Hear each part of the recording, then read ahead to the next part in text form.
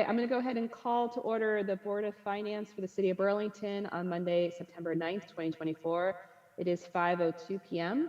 And I am going to chair this meeting from afar, and I appreciate people's patience and flexibility and assistance, especially in the room, to help me call forward people on each agenda item.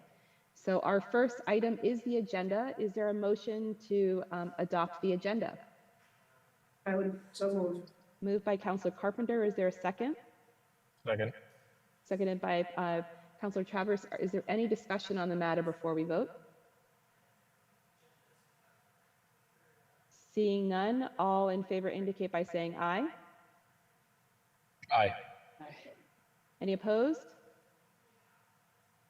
Motion carries unanimously. I can't hear all the ayes in the room, so if there is not a clear consensus, which it normally is in Board of Finance, can someone just wave at me so I can slow down? Okay, thanks, Catherine. Okay.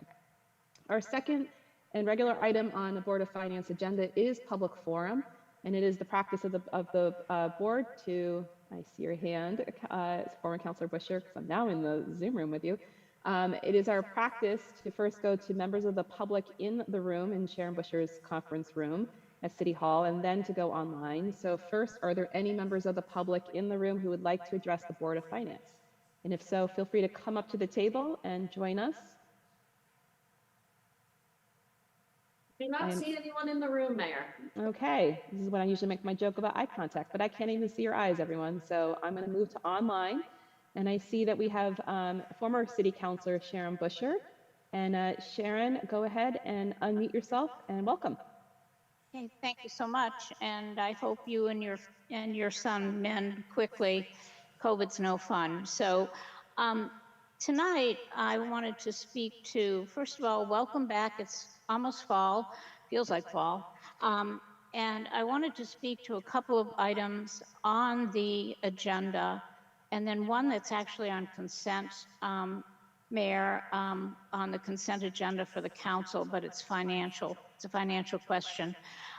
The first thing is on consent agenda, on your deliberative agenda tonight, there is a request from the Department of Public Works for reclassification of parking maintenance positions.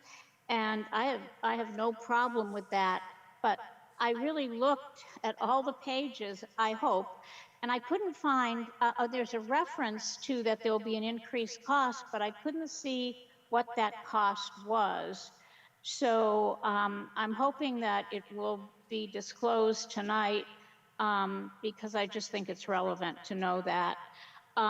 Keeping in that vein, I'm going to just jump to the item on the consent agenda that is from the mayor regarding COTS and Burlington and 58 Pearl Street, which is a wonderful partnership. But is there any, and this can be given in another format and not tonight, but is there any financial impact for Burlington? I saw that we are not going to request monies for us moving forward on this. So I just wanted to understand if there is any financial impact for Burlington. Now back to the Board of Finance, and the item is deliberative number 4, and it has to do with the parking fund that is needing to be replenished, and there needs to be a bridge. We already had a loan, and there's a request to do this again. My observation is that I'm very concerned about the ability to replenish these funds, period, because I'm not sure the goal is realistic. We've eliminated a number of surface parking spaces. We've eliminated and continue to eliminate on-street parking spaces, and the garages do not appeal to people because of a lot of issues regarding safety. So I'm really concerned about whether or not the goal for that fund is realistic. And therefore, I really hope that somebody really delves into this, not tonight, but can explain if we need to adjust this. Anyways, that's my concern regarding that. And then I think that's it. So I know you've got a big agenda. So thank you very much for hearing my comments. Broken my mouse already. This is going to be fun tonight. So thank you, former Councillor Sharon Busher. Is there anyone else online who would like to address the Board of Finance in public comment? If so, raise your hand, and Catherine, give me the sign if there is anyone else. All right, going once, going twice. Seeing none, I'll close public comment and move us on to our next agenda item, which is item number 3, our consent agenda. Is there a motion to adopt the consent agenda? I would so move. Moved by Councillor Carpenter. Is there a second? Second. Seconded by Councillor Kane. Is it in the room? Yes? Yeah. Yeah. Hi, Joe. Is there any further discussion on this before we take our vote? Seeing none, I'll call the vote. All in favor indicate by saying aye. Aye. Any opposed? Nay? Okay, I think that was a unanimous vote. I didn't hear folks in the room, but I think it was a unanimous vote. So motion carries unanimously. Moving right along to our first deliberative agenda item, item 4.1, which is a monthly financial review and introduction to the city's new dashboard system. And I would like to invite Nancy Stetson, who is online here with me, and anyone else in the room. Oh no, she's in the room, and she happens to also be online. She's in dual places. How exciting. And I think that's Brad. Is that you, little Brad? Okay, hi. Yes. Oh, it's so small. Welcome. Please start by introducing yourselves, and then please take it away. Hi, I'm Brad Kuchenberger, Director of Finance. Nancy Stetson, Senior Policy and Data Analyst.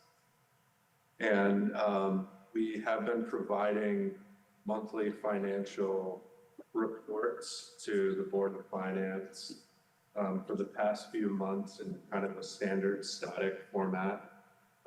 We provided an update related to fiscal year 24, sort of a September update as we've gone through the summer to clean up transactions. We go through our year-end close process and are currently doing our audit and kind of to provide the board with updated look at our position for fiscal year 24. So we have those written report notes out there. I didn't pause for any questions related to that report. But we also, Nancy has been working diligently with Catherine and myself in order to create a more interactive dashboard that she'd like to present, and it's now up and available, and we've coordinated so everything in kind of the static reports you see ties to what she sees and should allow for some more transparent financial city updates. That's open to the public, to you folks. I think it'll be useful for department heads, and so if there's no questions on the report itself, then pass it on to Nancy to share. So I'll share my screen and sort of walk through how to access this dashboard. So as Brad said, I've been working on this dashboard for a while. What we wanted was a way to make the budget information more accessible. As you know, you can find all the budget information on PDFs on the clerk's website, but it takes a lot of work to dig through and find out specific information. So the dashboard was built to allow more people to be able to access that information. So you can find it on the data hub we have, data.burlingtonbt.gov. It's under financial health. Here I save them in case it didn't load. So it'll take you to this page that has a few different dashboards. There's also a dashboard on sales tax revenue, city credit rating, etc. But this is the main budget dashboard, which you can see here. And the other thing to know is that you can make it full screen using this little button at the bottom, which is useful. Excuse me, is that in our packet? I don't think it did make it into the. Okay. Okay, that's fine, I just, But it is, you can find it online. okay.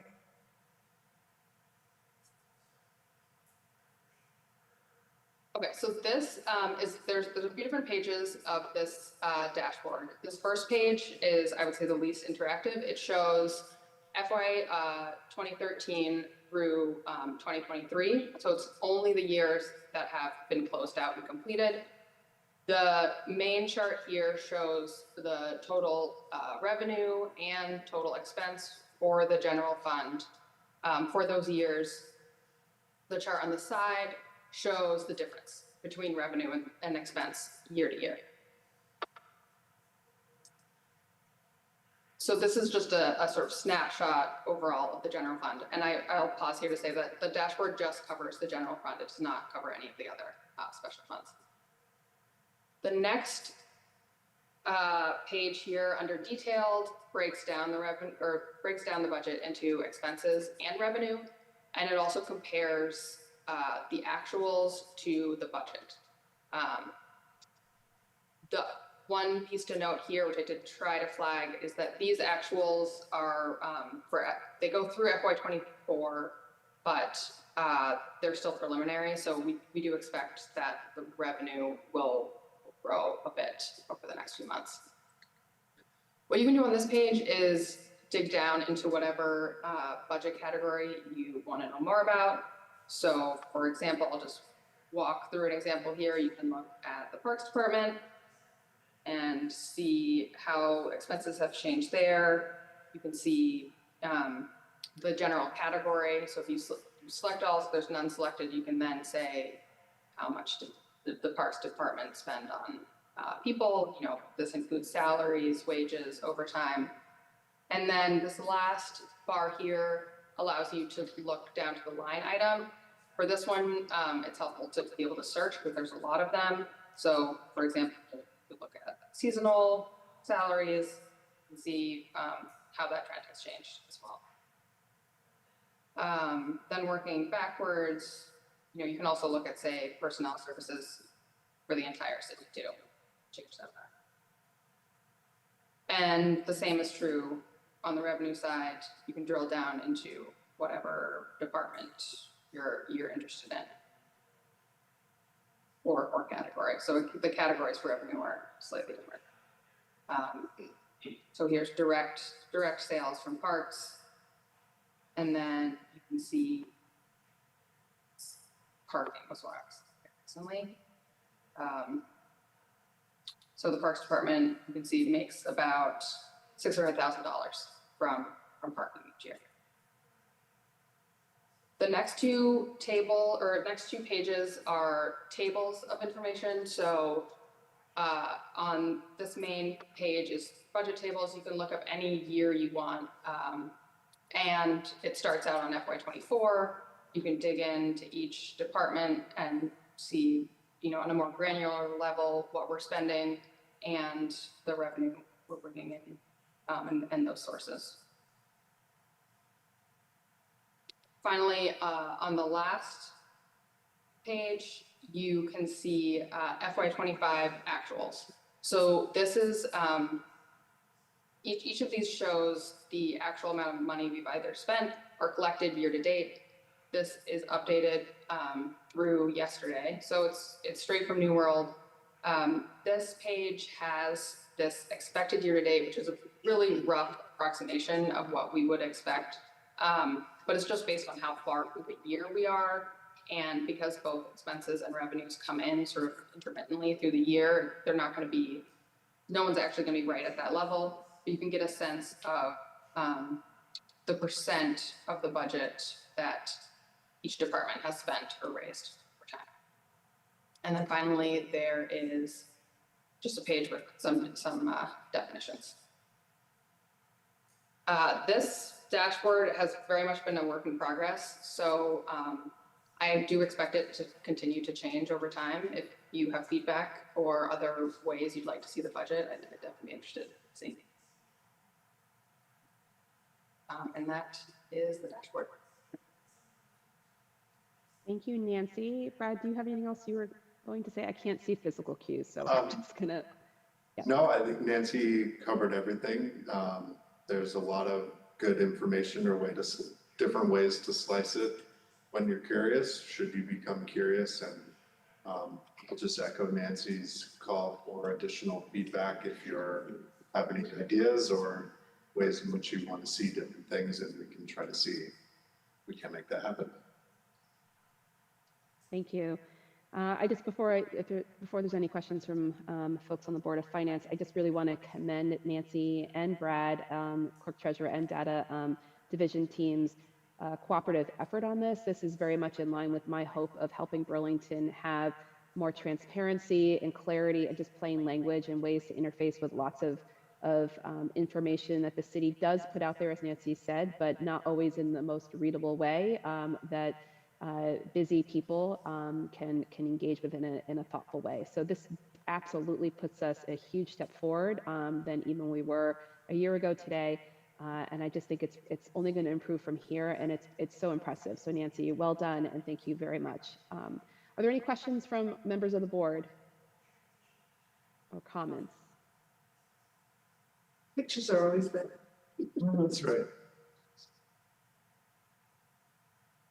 Okay, I'm not hearing any besides that quick comment, I think, from Councilor Carpenter. So with that, again, members of the public or folks from the board, if you have additional thoughts and feedback of how we could continue to improve this, please go ahead and email the BTV stat email that's up on the screen right now. And we certainly welcome more feedback as we continue to evolve this really helpful tool. So thanks again, Nancy and Brad. And if there's nothing else, we'll move on to the next item. Okay. Thanks. Great. When there's a screen share, you get even smaller. So this is very exciting on this side. All right, moving right along to item 4.2. Well, and there was no action on that item besides the standard waive the reading, accept the communication, place it on file. Looking to Jessica Brown, do you want us to take that motion?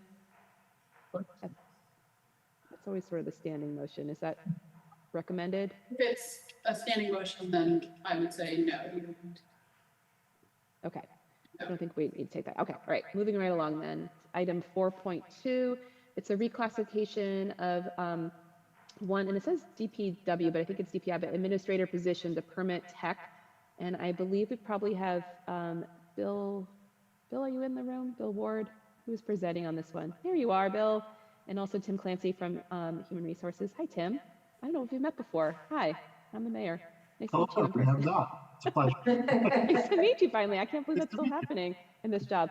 All right, so I'm going to hand it over to Bill to start us off. If you both can actually start with introducing yourselves, hence that moment, and then Bill can take it from here. So Tim, do you want to start online and then we'll go to Bill?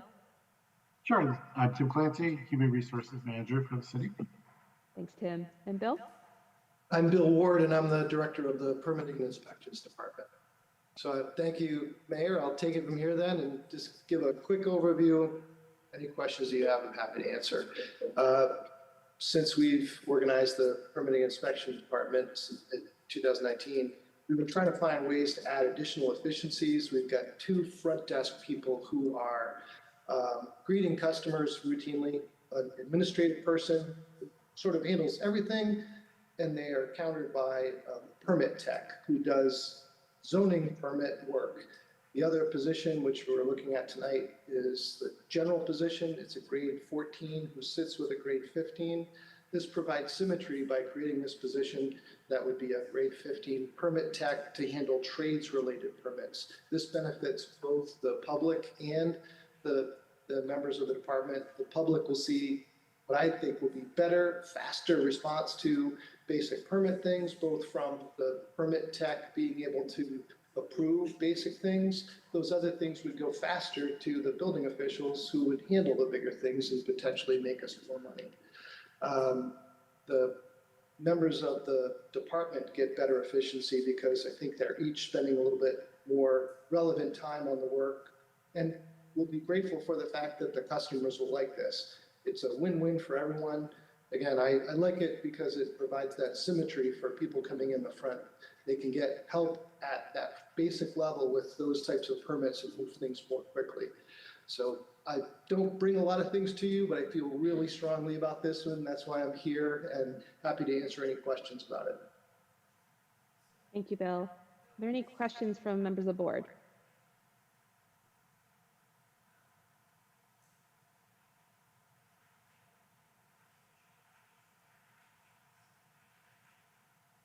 Is that leaning in a question, Councilor Travers? I don't think so. Okay. Well, All so, right. I mean, it's Yep. well, it's not Yep. really a question, Bill, and sorry, apologies in advance because this may be a dumb question, right? But, you know, anecdotally, what we hear from a lot of folks in the trades that are used to working in Burlington as well as, you know, other municipalities.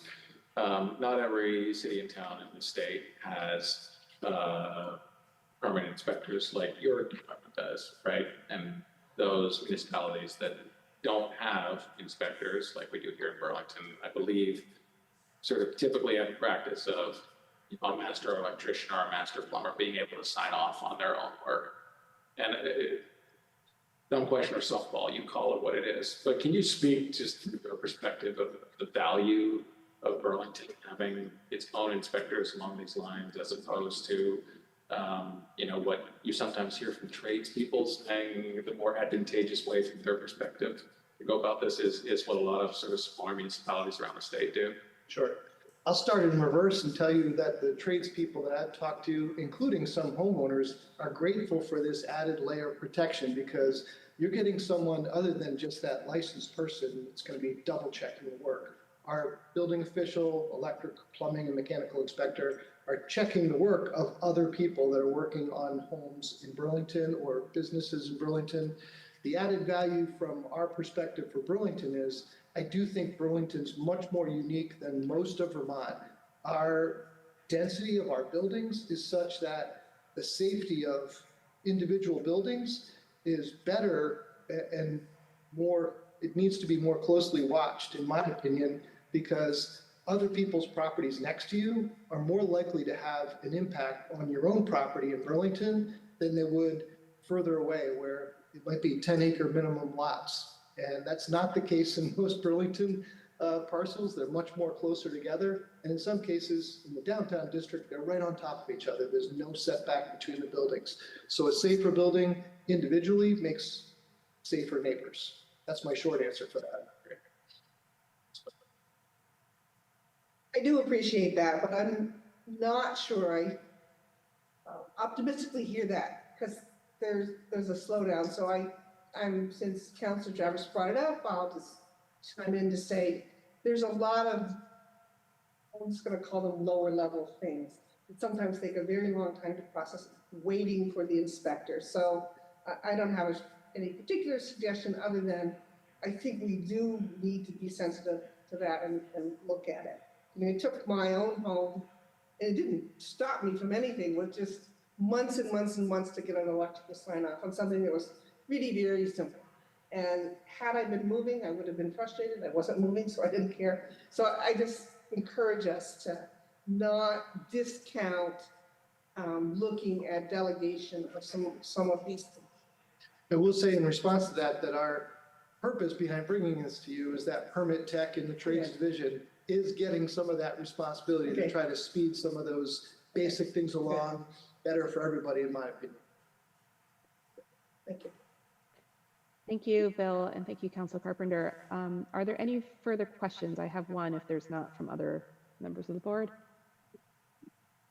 If not, okay. Bill, would you just speak a little bit, I'm sorry if you said this already, but in terms of the fiscal impact on this year's budget for this reclass? I got the numbers that I supplied in my memo from my good friend Tim Clancy at Human Resources. The impact for this individual position will be more than paid for by the individual savings that we've had already from positions that we hadn't filled.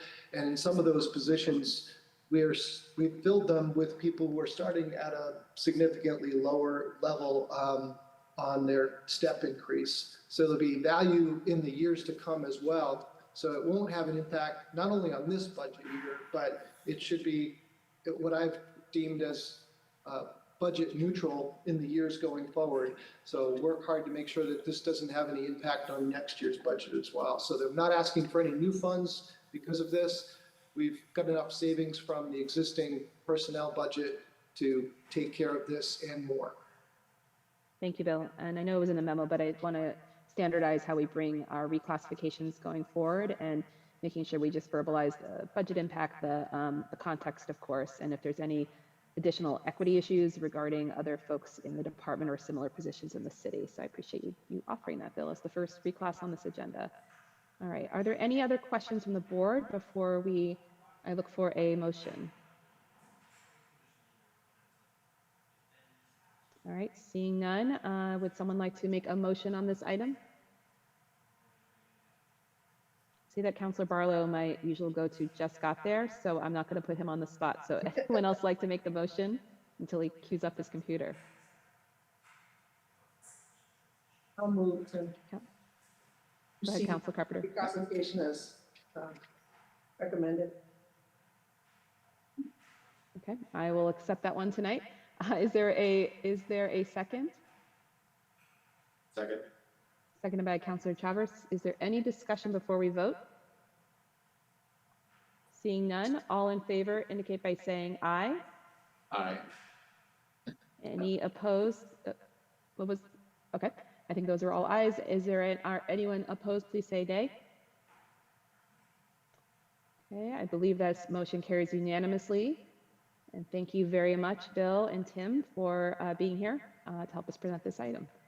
Moving right along to our next item on the agenda is item 4.3, which is the creation of an MPA, Neighborhood Planning Assembly Public Engagement Specialist position presented by CEDO. And Brian, I think you're coming on up. And Tim, are you here for CEDO as well? Great, all right. So we've already introduced you, Tim. Tim's still on from the Human Resources Department. And this is Brian Pine. Brian, you want to introduce yourself and then take it from there? Sure. It's Brian Pine, Director of the Community and Economic Development Office. And tonight we're asking for Board of Finance approval to create a position that kind of already exists, but it doesn't. So it's a position that's been staffed, but it's been staffed by a person in a temporary role. So we're turning this into a permanent, regular position. It will still remain part-time. We were able to increase the hours from last year's 20 hours a week to a 30-hour-a-week position. So it's a half again as much level of effort we're able to achieve, but we still have financial constraints. And we think that the workload justifies this position at this level. So we are seeking to make that change. It has an impact because when you add benefits to the equation, it's an increase of about $5,800 above what we have in our budget. So I'm nodding and looking at CAO, and she's giving me the nod back that we will work together to make sure that's covered through the CDO's general fund portion of the budget. Thank you, Brian. Are there any questions or comments on this item? Is the position currently filled? The staff? The incumbent just left last week. So we've taken the 7 NPAs, because two of them meet together, but the two that previously met together have since split up, wards 2 and 3, and so that added another NPA to the workload, and we've divided that up among several staff people. So we'll be providing support in an ad hoc sort of modular mode for the next couple of months until we fill that position. We figure it takes 4 to 6 weeks optimistically to fill it, and probably more like a couple of months. Any other comments or questions?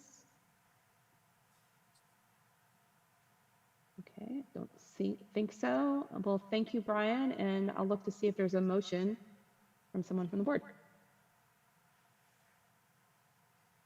I'll so move that. Councilor Carpenter moves. You want to say that statement just a little bit more, like to follow the recommendation by the department at least?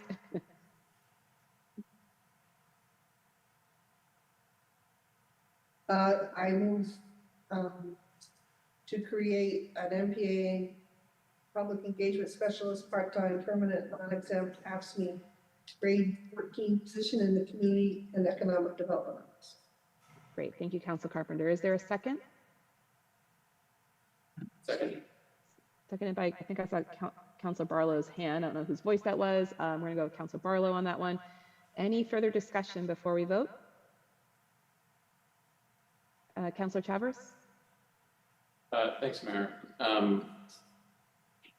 Brian, I'm really glad that we are taking this step. I've served a number of years on the Ward 5 PA steering committee, and how vital role CDO plays in supporting our NPAs. Also know the struggles you've had with having stability in this position. I guess what I'm wondering is, when we call it a part-time position, could you expand upon that a bit more as to sort of how part-time is part-time and how, from your perspective, you landed on sort of transitioning to this model as perhaps being able to address retention positions that you've had here as opposed to perhaps, adding this role on to a more full-time position or some of the other alternatives. It's a bit of a, not quite a guessing game, but it's a little bit better than a guessing game as far as whether we can attract and retain someone in this position. With this classification and with this number of hours, we did increase it from 20 last year to 30 this current year. So we did add some capacity there. The NPAs are asking for, and I think needing a little more support than they might have been getting previously. And I think Fosca, who just stepped down, did a fantastic job at that. I'll admit I've been involved in the NPA since I just got out of college, and I was on the NPA steering committee in Ward 1. So it's a long time, and it's a tough position to fill and to keep filled because it's night meetings and it's lots of them. And when NPAs break away, it makes the job even harder to keep filled, by the way, because the more of them you have to go to. So we tried, one year we tried divvying up the task to several people in the department. That did not go well either. Everyone had, 6 of us had an NPA. We all had an NPA to take care of, and it did go very well. So, I think it's a fair point, and I think we'll have to manage it and look again in a few months whether it's a sustainable model. But as long as our main way of engaging folks through the NPA is still the model we have, which is gathering after work in the evenings and that whole approach, that I think we'll have our work cut out for us to keep someone able to do that for too long, as you might have mentioned. Thanks. Thank you, Brian. Thank you, Councilor Chavez. Is there any other discussion on the matter before I call the vote? All right, seeing none, all in favor indicate by saying aye. Aye. Any opposed, nay? Motion carries unanimously. Brian, thank you very much. Onward we go. Item 4.4 is our next item.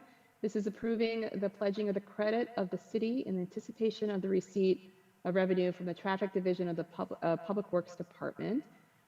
This is, I believe, going to be led by, there you are, Chapin. Hi, Chapin. Chapin Spencer, our Director of DPW. Is there anyone else you're bringing in, Chapin, besides perhaps our CAO? Myself and yes, CAO or the CFO. Okay, great. So Chapin, thank you, and please take it away. Great. Thank you for the opportunity. As was noted in the public forum, there is a debt instrument that we have had, a revenue anticipation note for the Parking Facilities Fund. And this has been put in place since we needed to transition away from a private borrowing during COVID when we could not keep our debt coverage ratio for that borrowing. So we brought it in-house, the general fund backstop to the Parking Facilities Fund, and then we were able to get a revenue anticipation note. The recovery of this fund has been slower than hoped, and we are seeking another 1-year revenue anticipation note for this fund. We have started working with the new administration on a turnaround plan for the garages and for the on-street system.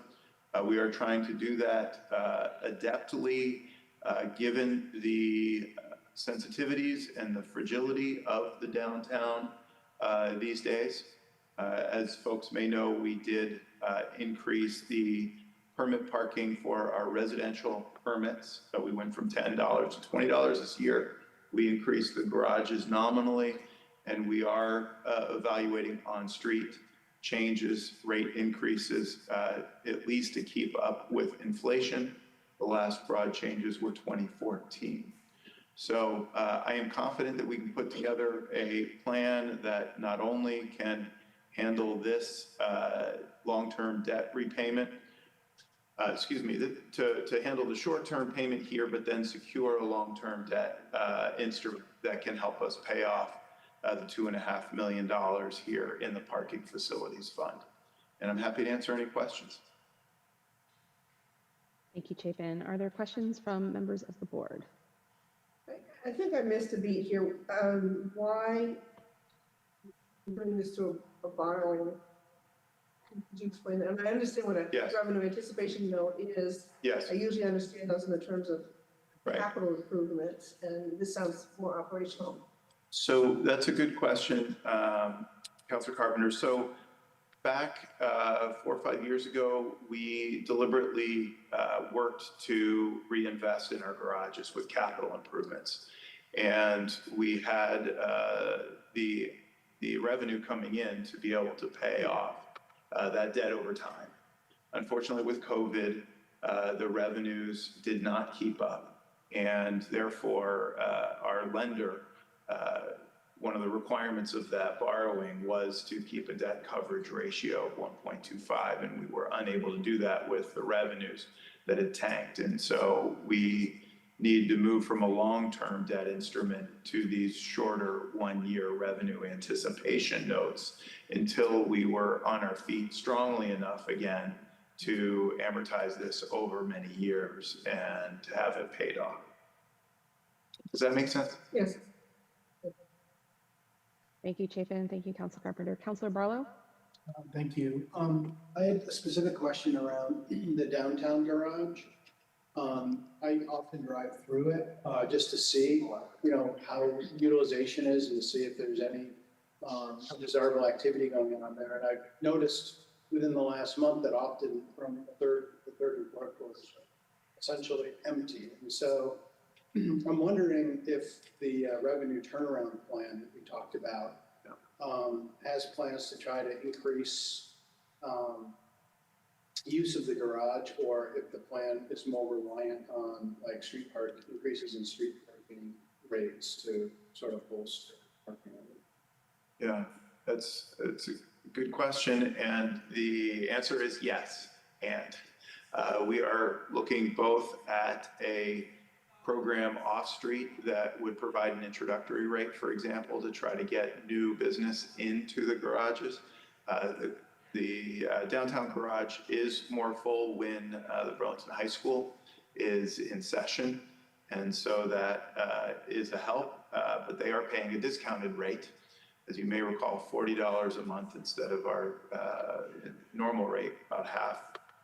And then on-street, we are looking that the on-street system, at least in the near term, with the rate increases that I discussed, that could help backstop, if needed, some contributions into the Parking Facilities Fund. There's the Parking Facilities Fund, which gets its money from off-street garages and lots, and the Traffic Fund, which gets its funds from on-street. And the money can go from the Traffic Fund to the Parking Facilities Fund, but the Parking Facilities Fund has to keep the revenue there. It's a restricted fund. I understand, but with regard to the marketplace garage, are there any specific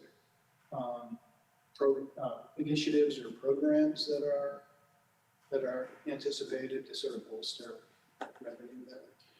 Right, we have increased our portfolio of options. That garage used to only allow short-term parking up to 48 hours. We have offered a monthly permit now to try to offer a broader range of products. So that is kind of one product that we've offered, and we're open to ideas. If people have a desire, a parking product that we're not providing, let us know and we'll consider that. Thank you. Thank you, Councilor Barlow. Any other questions or comments from the board? Councilor Kane? Thanks. So I'm interested in hearing more about potential revenue increases and also decreases in expenditures. So there's this courthouse plaza parking lot contract we have. Yes. So I understand you're going to bring that to the TUC later this month, right, to consider terminating the contract. Is that right? What I had understood from you, Councilor Kane, is there was interest in bringing it to the TUC. And I am certainly supportive of bringing the discussion around the courthouse plaza arrangement we have, where we provide city rate parking to the public, especially right next to the Great Streets Main Street project with all the parking disruption. So I understand the chair and I have talked, and as long as there's room on the agenda, which I believe there is, this will be on the agenda. Well, thank you for getting me the updated numbers with revenues. Yeah. I can see that, even with somewhat higher utilization recently, it's still significant subsidy expense. I'm also interested on the revenue side.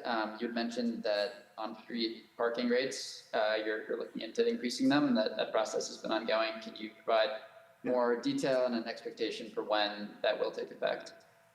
Yes. So we've been talking over several months with the administration, with the Burlington Business Association, with the Church Street Marketplace Commission, and the DPW Commission. We are trying to get this right, given the sensitivity and the fragility of downtown these days. So we were evaluating different approaches, from charging on Sundays to rate changes during Monday through Saturdays, to changing duration limits of particular meters. And we have gotten varied feedback, and we are trying to figure out the best path forward. My expectation is that we will bring something by the October commission meeting at Public Works. It's the DPW commission that ultimately oversees and approves any rate change. Thanks. And I understand certain individuals get free or discounted parking, for instance, marketplace employees. Is that right? Let's see. So city employees have a arrangement whereby they have parking access to our garages. The goal here is to get people off the street in some of the more valuable spaces and into the garages for downtown employees. We had traditionally charged $20 per month per employee.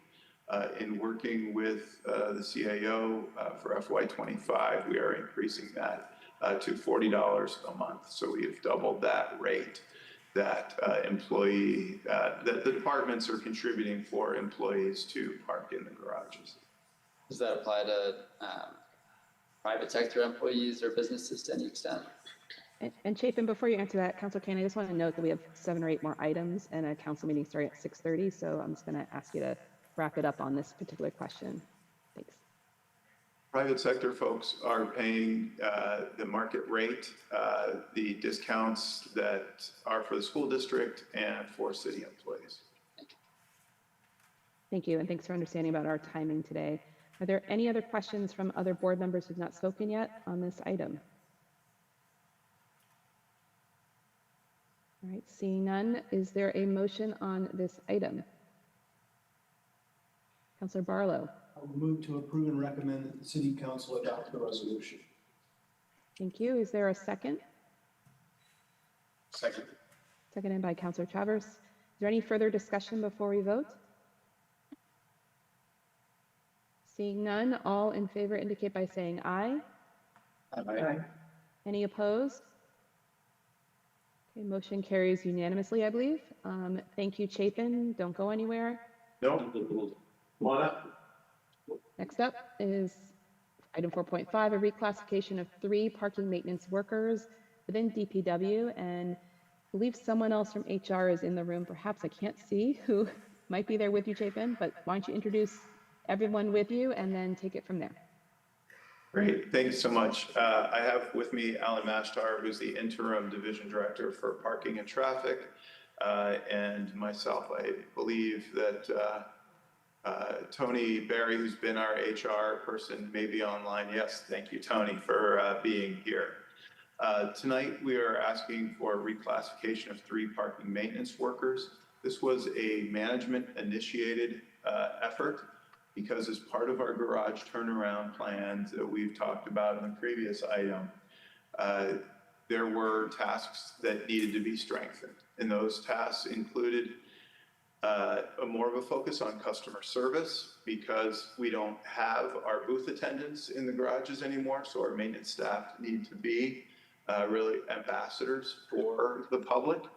And there's stronger language in here around custodial tasks, including biohazard cleanup and needle pickup, encampment relocations due to the challenges of today. And in working with HR and looking at this maintenance worker position, we had found that the maintenance workers are generally grade 14 across the city, and that these grade 11 positions, especially with these added responsibilities, needed to be reviewed. And thanks to HR's classification, came back as a recommended 14. We are really excited to dig deep and have our garages present well. We need them to present well in order to get people feeling safe and using them to a greater extent. And we have struggled to even fill these positions at the current grade. We have 1 position that's been open. It's been open for a while. So we have 2 people underneath the working 4-person trying to maintain these 3 structures and the lots, surface lots in our downtown. Happy to answer questions. Thank you, Chapin. And I just want to take a moment just to acknowledge the changing nature of this work. And as part of we talked about this today actually in our department head meeting around the extra challenge and burden and just physical burden of dealing with biohazards and whatnot. And it's not just these positions we're talking about, it's throughout many different staff working in different departments. And I just want to express my appreciation to the changing nature of these jobs and how hard it is to not only recruit people to take these jobs, but the folks who've are hanging on and making sure that the city is trying to move through this challenging time. So I just want to acknowledge that publicly for the folks impacted.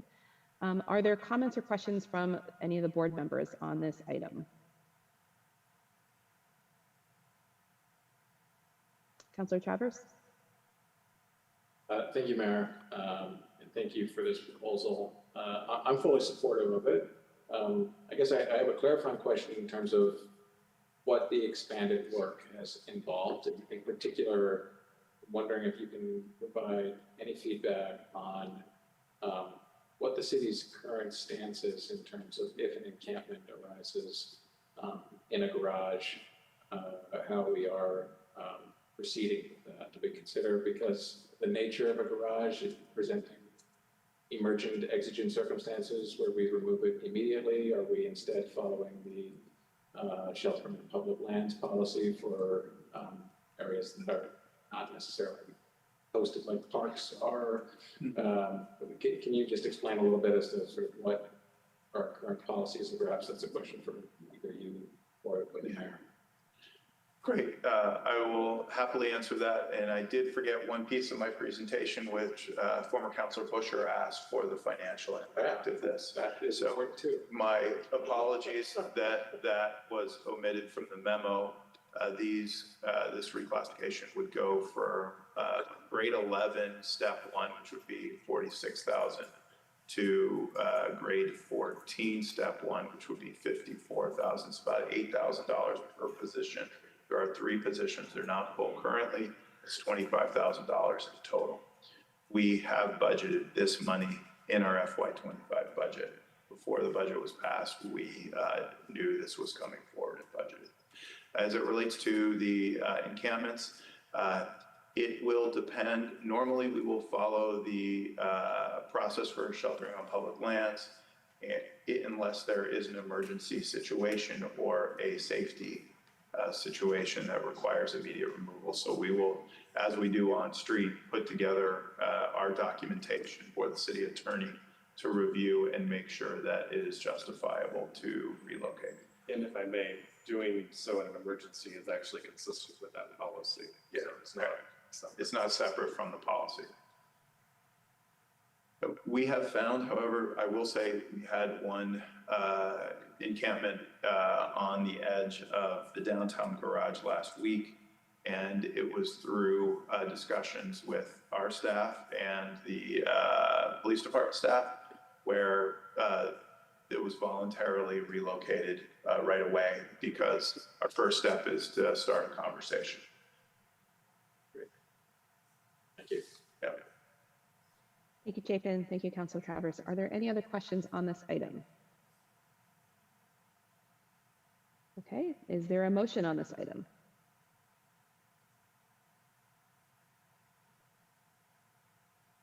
Councilor Carpenter? Also move it, except I'm without internet. So I don't know what I can move. The internet for today is being Yes. ornery here. I agree. Probably because I'm not there. I'm not holding. Probably. All right. So somebody wants to tell me what I'm moving, I'll move it. I think Councilor Barlow will take the wheel here. Yeah. Yes? Okay. Okay. Thank you, Councilor Carpenter, for the attempt. I'll move to approve and recommend that the city council approve the reclassification of 3 parking maintenance workers, a regular full-time non-exempt AFSCME grade 11 role in the parking and traffic division, to 3 parking maintenance workers, a regular full-time non-exempt AFSCME grade 14 role. Thank you, Councilor Barlow. Is there a second on this motion? I'll second it. Seconded by Councilor Carpenter. Is there any further discussion on the matter before we take the vote?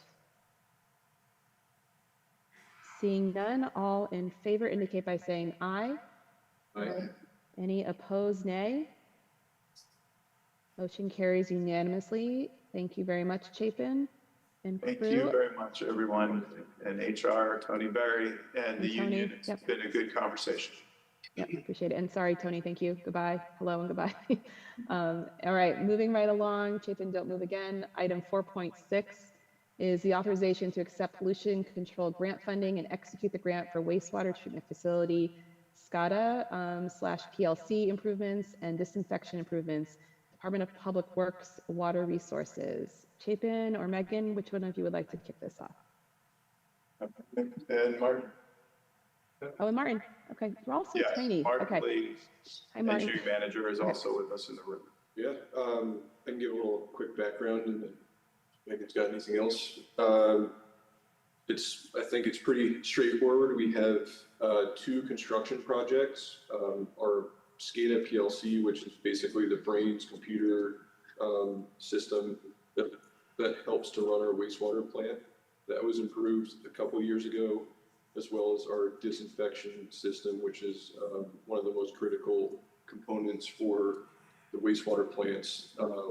Construction was completed a couple of years ago for that. We're getting this retroactive grant funding, which is typical for the state revolving fund. They give out the money after the fact because they prioritize and then figure out which communities in Vermont will be getting it out of their $3.5 million roughly per year. So this is a $1 million grant, so I think a great opportunity for us. Thank you, Martin. Is there anything else you all want to add? Yeah, I guess I just wanted to add, not all projects get pollution control grant money. You sort of get deemed as eligible and they calculate a percentage when you get your loan award. And then, as Martin said, the money, if it's available, if other projects don't use it, sort of appears multiple years later, which makes it a little hard for planning purposes. But the good news is that it does restore just over 1 million of our borrowing capacity that we can now put towards our last suite of projects that we're trying to fund with the original 2018 bond. Unfortunately, $1 million isn't going to cover all of our needs, and we'll be talking with you all in the community more about that soon, but it certainly doesn't hurt. And since the project's already complete, it's pretty easy to say, yes, we did this, and please give us our money. Thank you. Megan, anything else from Team DPW before? Seeing none, okay. Questions or comments from the board?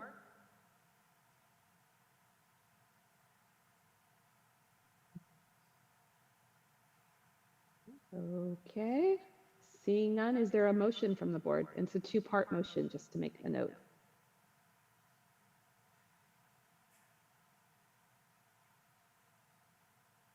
I can Councilor make the motion. Travers, thank you.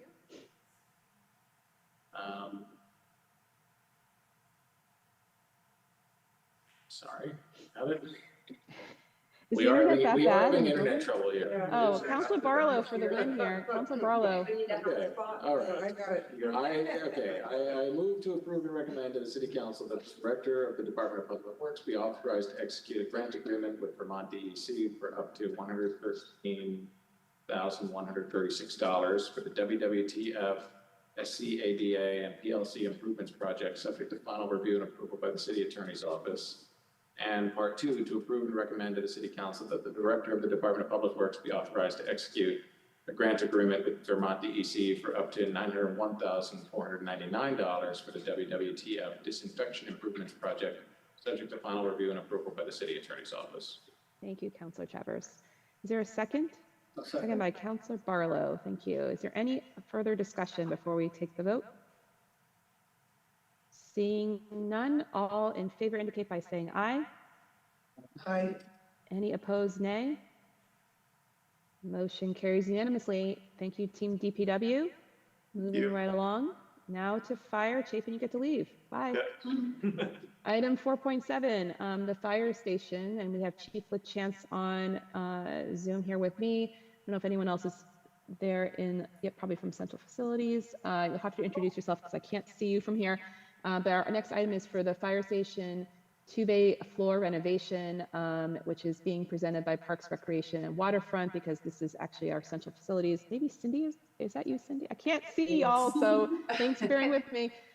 So whoever's there, I think it's Cindy and a colleague. Could you take it away? And thank you. Hi, I'm Kim. I'm the Central Facilities Manager. So we are starting on a great project, which is going to replace the bay floor at Fire Station 2 on North Avenue. This is a project that's a long time coming. We have concrete that is failing drastically due to salt for the most part. And also we've got increased weights in the trucks and over the years. So we've actually gone in and had some temporary safety netting put up into the basement so that the station is fully usable and safe to all who are there. We had a scope of work designed with specifications and drawings by local engineering ventures, and put the RFP out to bid. We had 3 very competent contractors come to the pre-bid walkthrough, and 2 of them gave us bids. And both companies are very trusted, and we have no reason not to go with the low bid, which is Farrington Construction. And I'm wondering what questions you all might have that we could answer for you. Thanks, Kim. Any questions?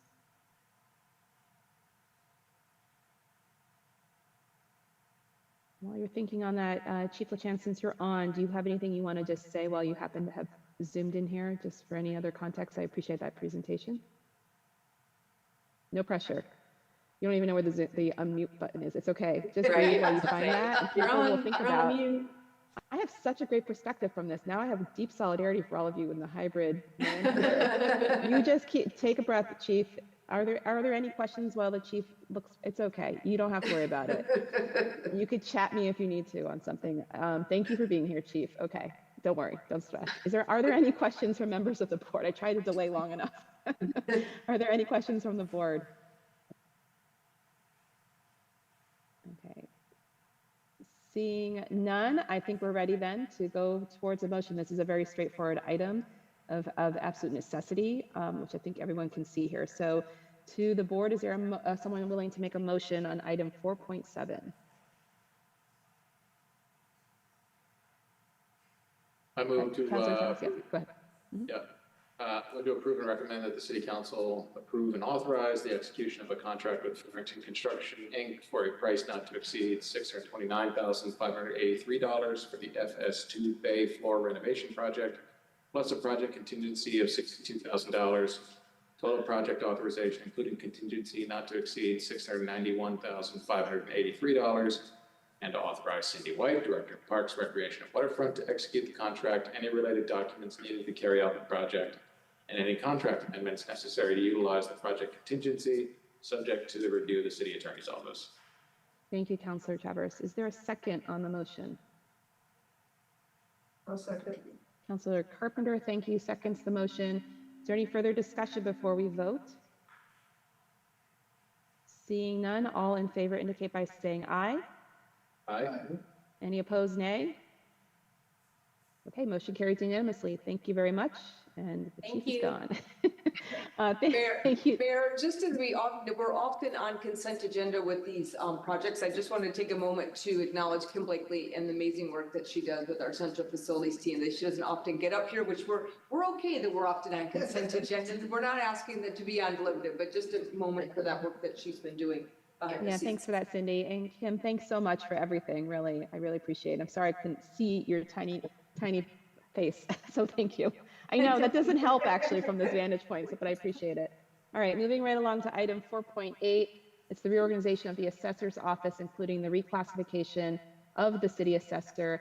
And it does say here the assessor's office will lead, but actually I'm going to lead on the introduction of this item and look to tag team with my colleague Lynn here, who's also online, who's our interim director of HR, just to help me if I miss anything, Lynn. Okay, good? All right. You got it. Thank you.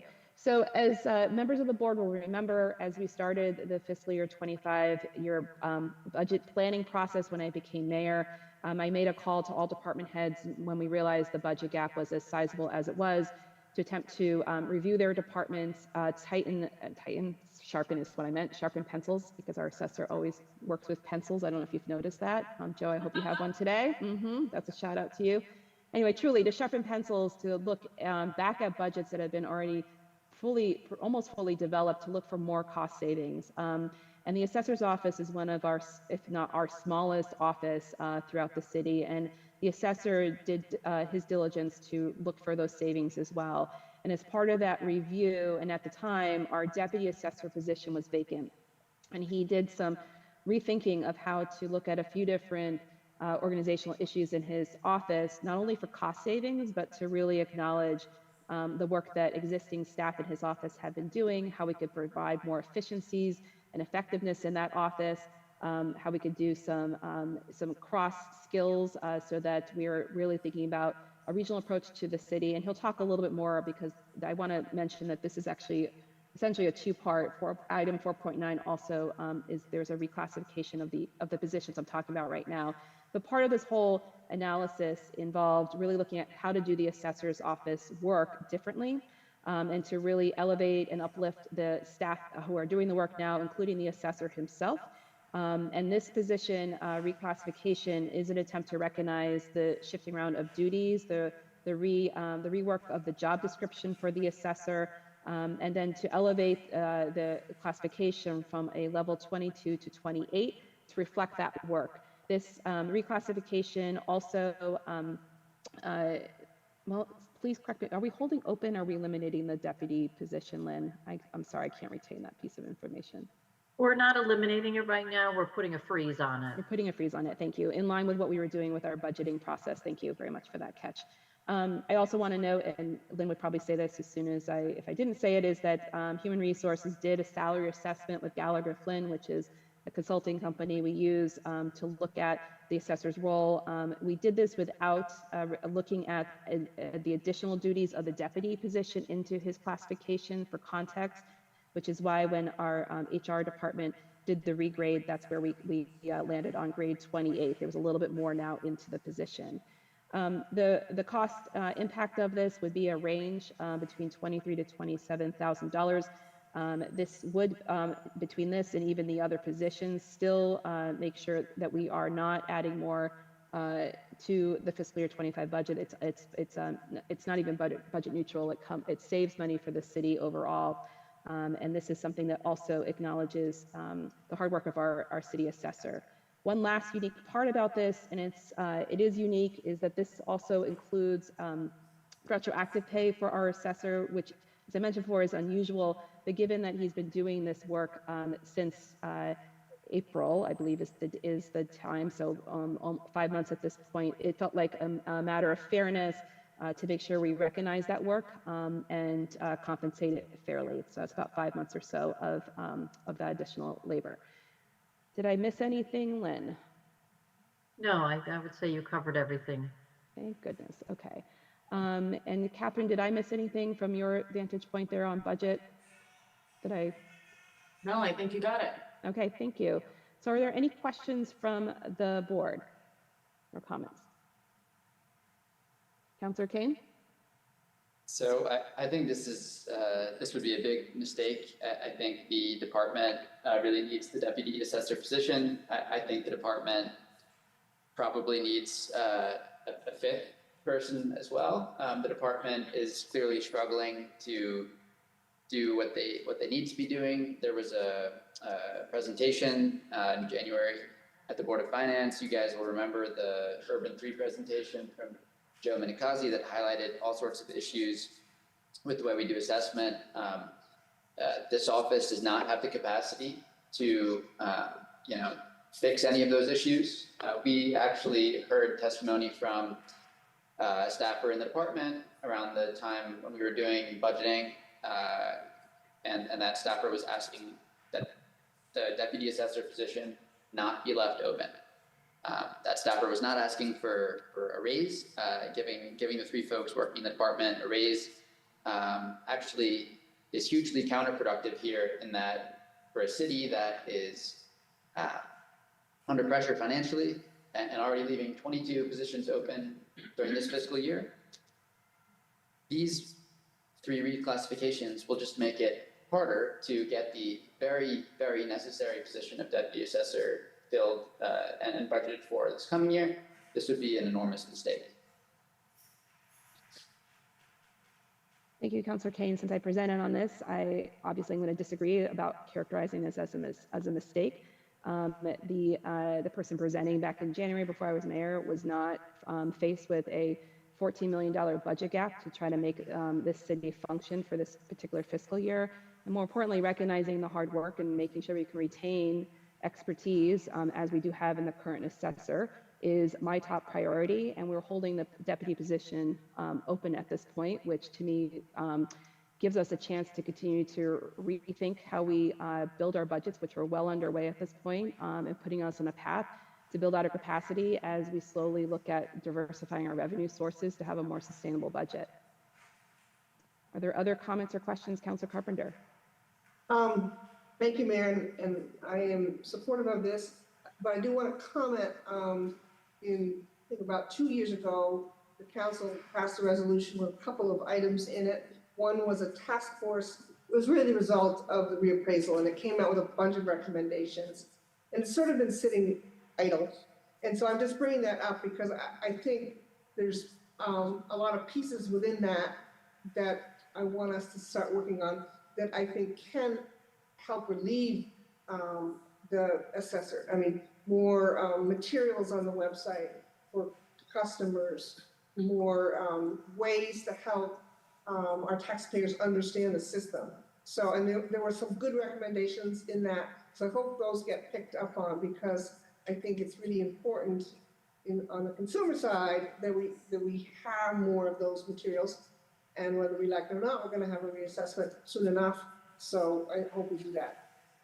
Part of that same resolution that never, and I haven't really discussed this with the mayor, but I think we need to resurrect, and maybe what Councillor Kane is referring to, is looking at data within the city, within our own assessments, our own processes, to look at different ways that we might approach revenue raising.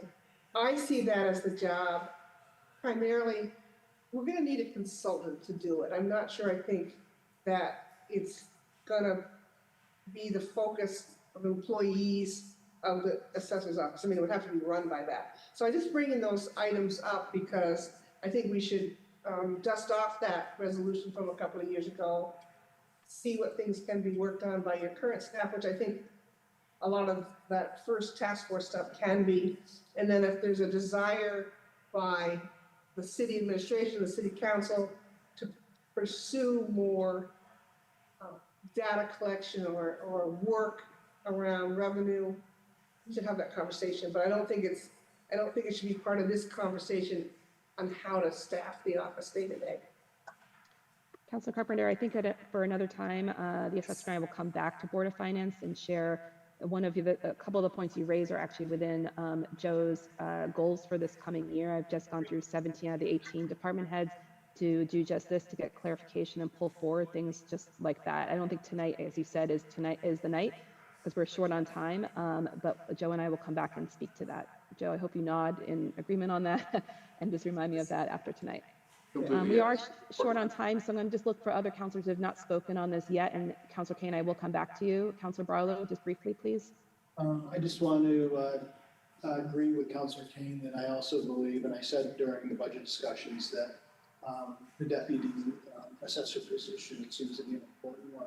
I wish we could, I hope we can eventually fill it. That said, I am also supportive of these measures tonight to make sure that the assessing the staff we have in the assessor's office is compensated. I guess my only question is, to the assessor is, do you feel like you're being asked to do the work of the assessor and the deputy assessor? Well, it's a good question. I think there's a lot of efficiencies within the department that have not been put in place. So the short answer would be, yeah, I'm doing a lot of those roles, majority of those roles. The other answer would be, yes, but we haven't put in place numerous efficiencies in the department that handle a lot of that manual work that was done by the deputy assessor. So essentially we have a hot rod of data and we're driving it like a Pinto. You know what I mean? There's a lot of efficiencies that we put in place that aren't there yet. So my plan was to create those efficiencies, put those efficiencies in place so we can move forward faster and cleaner. And yeah, the deputy handled a lot of manual, a lot of that, and I think we can move past some of that to get to the efficient, clean burning vehicle is my goal. And to address a lot of the things that we had talked about, Councilor Kane, before, we can do that with these efficiencies. Anyway, yeah. I'm supportive, but I hope you'll have the staff available to realize those the work you need to do to achieve those efficiencies. Sure, absolutely. So that's all. I'll staff. Thank you, Councilor Barlow. Councilor Chavez, do you want to jump in before I go back to Councilor Kane? I'm just asking you because I just want to make sure I don't miss your hand. Okay, thank you. Councilor Kane? Thanks. So I'm glad Councilor Carpenter brought up the November 2021 resolution, which has many unfulfilled promises. I think that we can't have any realistic expectation that this 3-person department is going to help us achieve any of those. I believe that compensating these employees who are overworked right now is going to just put us in a more difficult position to fully staff the department again. And at risk of repeating myself, I'll leave it at that. Thank you, Councilor Kane. We are short for time. We have about 12 or so minutes left and a couple more items to go. So members of the board, are there any further comments before we go for a motion? Okay, is there a motion on item 4.8? Councilor Chavez, or Councilor Barlow, please. I will move to recommend that the City Council approve the reclassification of the city assessor, a regular full-time exempt, non-union grade 22 role to city assessor, a regular full-time exempt, non-union grade 20 in in the assessor's office and authorize retroactive pay to April 15th in the amount not to exceed $8,600. Thank you, Council Barlow. Is there a second? Seconded by Council Carpenter. Any further discussion on the matter? Seeing none, all in favor indicate by saying aye.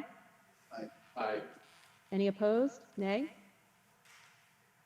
So I think that was a nay by Councilor Kane. So I am going to just make sure it's clear. I voted in an affirmative. So that is 4 ayes and 1 nay. And so the motion carries 4-1. Did I do that correctly, Jessica / Eric? I mean, technically, we should do a roll call, but I think it's clear how people voted.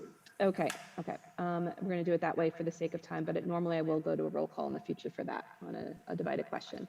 Okay, so motion carries. We're moving on to item 4.9. This is the reorganization of the assessor's office, including the reclassification of 2 positions. And for this one, Joe is going to take the lead. So take it away, Joe Turner, our city assessor. Great, sure. So thank you. And I also wanted to thank Catherine, CAO, and Tony for the assistance with this process. It's been a long process, and I think we've got to a really good point with this. The reclassification of the 2 positions within the assessor's office are based on my previous knowledge, working in large municipalities, and some efficient steps we can take forward. My goal here is to basically reclassify the positions to create some redundancies within the department and also create basically some geographic efficiencies within their workload.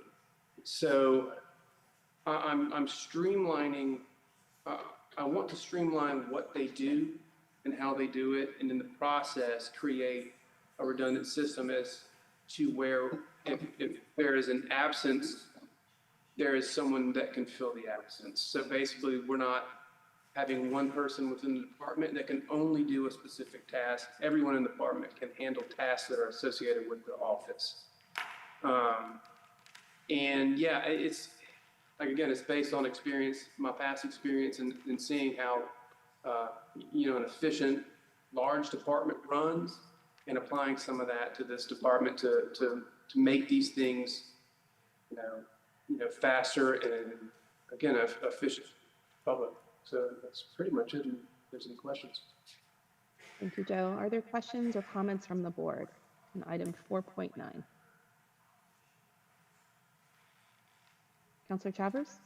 I'll just briefly say, and I didn't mention it before, but I want to echo some of the comments other councilors made, that I do generally agree with the points that were made by Councilor Kane and by Councilor Barlow with respect to, hopefully being able to, as we get the budget further under control here and move forward, fill this deputy assessor position and staff up this office even further. I know that these adjustments are characterized as being in the context of them taking on additional responsibilities because that deputy assessor position isn't filled. I also think, realistically, once we move these positions ahead, hopefully, if and when we fill that deputy assessor position, I doubt we're going to be in a position to move these positions backwards then at that time. And I anticipate that they will hold on to the additional responsibilities we've given them, but there's still going to be perhaps more than enough work to go around. Just as we move forward here and work on the FY26 budget, I do think that this is an office that deserves a close look in terms of ensuring that it's properly staffed up moving forward.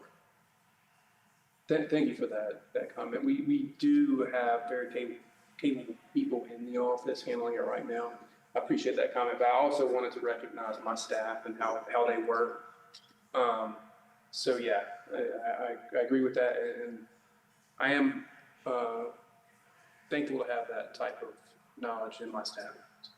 And to that end, just briefly, I think to be clear about it, I think that these increases are warranted regardless of the deputy assessor position not being filled, and that just because we're moving these up should not be to the exception of our keeping that position empty in perpetuity, and I'm glad that it's still there. So thank you. Thank you, Councilor Chavez. Any other questions or comments on this item? Councilor Kane? Yeah, just briefly to that end, I could see something positive coming from this, even though I disagree with it, which is, you know, if, or since some of these responsibilities are being offloaded onto the assessor from the deputy assessor and onto the other two staff, you know, perhaps there is more room to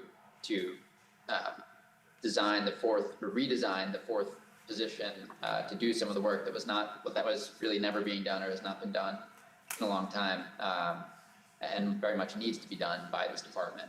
So, you know, in my mind, this department really ought to be a 5-person department based on what I know, but, you know, given reclassification, given the additional workload, and the fact that evidently the 3 staffers can handle the additional responsibilities, I do think there is opportunity for a simple, you know, 4-person department maintaining the current structure moving forward, and hopefully, you know, the new person that's hired, the 4th person in the department, really taking on some of those equity issues that were highlighted in particular in the November 2021 resolution and in the Board of Finance presentation in January. Thank you. Thanks. Thank you, Councilor Kane. Any further comments on this? I will just wrap us up before asking for a motion that I have great confidence in our city attorney, city assessor, and our city attorney for that matter, but our city assessor on this matter, because the innovation and the dialogue we've had in my first 5 months shows the kind of innovative thought that I really need in every department head. And I have great confidence that not only will we find a path towards filling the deputy assistant assessor position next year, but that we're going to continue to grow and make this office efficient and effective for collecting the revenue that we need in this city. So I have great confidence in you, Joe. So I'm going to look for a motion. Is there a motion from a member of the board? It's a fun one. Councilor Travers? I move to recommend that the city council approve the I told you it was fun. Approve the reclassification and retitling of the associate assessor, regular, a full-time, non-exempt AFSCME grade 16 role to assessment specialist, a regular, full-time, non-exempt AFSCME grade 18 role in the assessor's office, and authorize retroactive pay from 4/15/24 to 9/6/24, not to exceed $2,000. And to approve the reclassification and retitling of the assistant residential appraiser, a regular, full-time, non-exempt AFSCME grade 16 role to assessment analyst, a regular, full-time, non-exempt AFSCME grade 17 role in the assessor's office, and authorize retroactive pay from 4/15/24 to 9/6/24, not to exceed $1,900. Thank you, Councilor Travers. Is there a second on the item, on the motion? Councilor Carpenter, thank you. Is there any further discussion? Seeing none, all in favor indicate by saying aye. Aye. Any opposed indicate by saying nay, and raise your hand so I can make sure I can see. Well, Councilor Carpenter, were you voting nay or yay? Oh, no, excuse me, sorry. That's okay. Sorry, I confused you in the end. I just want to make sure I catch any divided question here. Okay. So motion carries unanimously in the affirmative. Thank you very much. And we're moving right now to our last item so we can slide to home base here by 6:30, no pressure, a CAO. But our last item is item 4.10. It's a brief Moody's review update from a recent meeting that we had with our friends from Moody's. So CAO Catherine Shad, would you please take over? Sure. Last week we had our annual meeting with Moody's, the credit rating agency. This is in preparation for some upcoming bonding. As you know, every year we bond for $7 million worth of our sort of typical general obligation bond, $2 million for us. Why do I always forget who gets the $3 million? Electric department, and $2 million for the school, because why would we give extra money to school children? But that's the $7 million. And of course, we are also, as you know, drawing down the rest of the money for the high school, the Sustainability Academy, as well as the end of the $23.8 million capital bond. All of that's grouped together. Moody's came to meet with us to see if they were going to affirm our credit rating. It was the first such meeting for both Brad and Emma. They did a great job. They asked us a million questions. I'm happy to share the PowerPoint with anyone who wants to see it. But we did get some very good feedback from our counterparts at Moody's, who said it's probably not the right time to raise your credit score, but they're not looking to lower it, which is great because we have borrowed and borrowed and borrowed.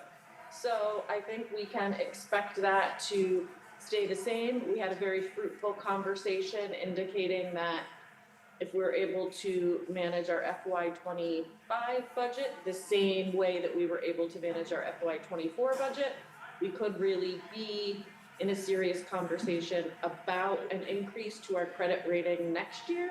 So I think all of that is good news, and I'm out of time. So unless there's anything that Brad or Emma would like to add, I'll just see if there's any quick questions.